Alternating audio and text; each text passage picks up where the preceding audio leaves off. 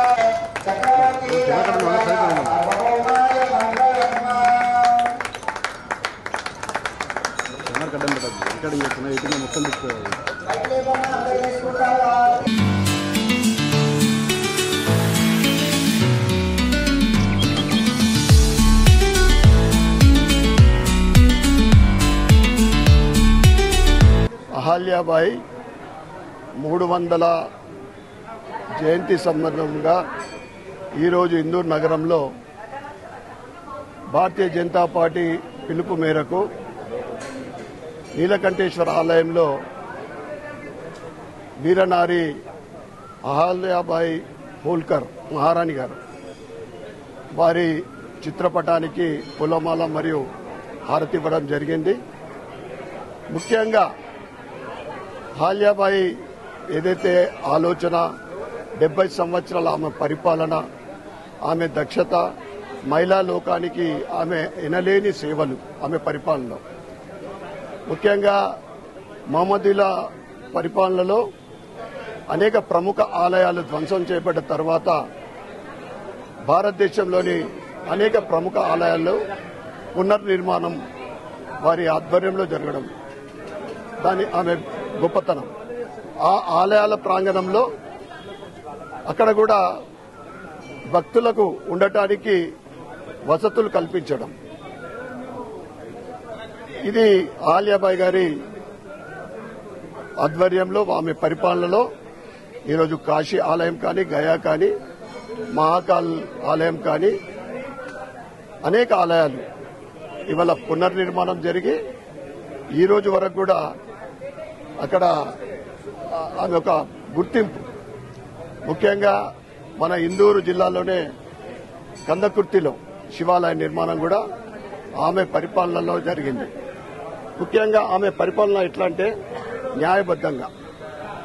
ఒకానొక సమయంలో ఆమె కొడుకు తప్పు చేస్తే కూడా ఏనుగులతోటి తొక్కించి ఆయనకి శిక్ష విధించాలని ఆమె తీర్పు ఇవ్వడం జరిగింది. అంటే ఈరోజు మహిళా లోకం ఇలా ముఖ్యంగా ప్రముఖ ఆలయాల నిర్మాణం, అక్కడ వసతులు యాత్రికులకు, దాంతోపాటు ఆమె ఈ రోజు వరకు కూడా 300 సంవత్సరాలైనా కానీ ఆమె జీవితము ఈరోజు గుర్తు చేసుకుంటున్నామంటే ఆమె గొప్ప పరిపాలన. ఏదైతే కాంగ్రెస్ పరిపాలనలో ఇందిరాగాంధీ ఎమర్జెన్సీలో బలవంతంగా ఫ్యామిలీ ప్లానింగ్ ఆపరేషన్ చేయించి ఈరోజు సమాజాన్ని భ్రష్టు పట్టించడం జరిగింది. అటువంటి మహిళలను కాదు గుర్తు చేసుకోవాల్సింది. ఈరోజు ఈ తరము వీరనారి అహల్యాబాయి గారి చరిత్ర కానీ, ఝాన్సీ లక్ష్మీబాయి చరిత్ర కానీ, శివాజీ మహారాజ్ తల్లిగారైన జిజాబాయి గారి చరిత్ర కానీ తెలుసుకోవాల్సిన అవసరం ఎంతైనా ఉంది. అదేవిధంగా ఈరోజు రాష్ట్రంలో అనేక ఆలయాలు ఈ సంవత్సరాల కాలంలో అనేక ఆలయాలు ఇతర మతస్థులతోటి ధ్వంసం చేయబడతా ఉన్నాయి. వాటిని పరిరక్షించుకోవాల్సిన బాధ్యత మనందరిపైన ఉంది.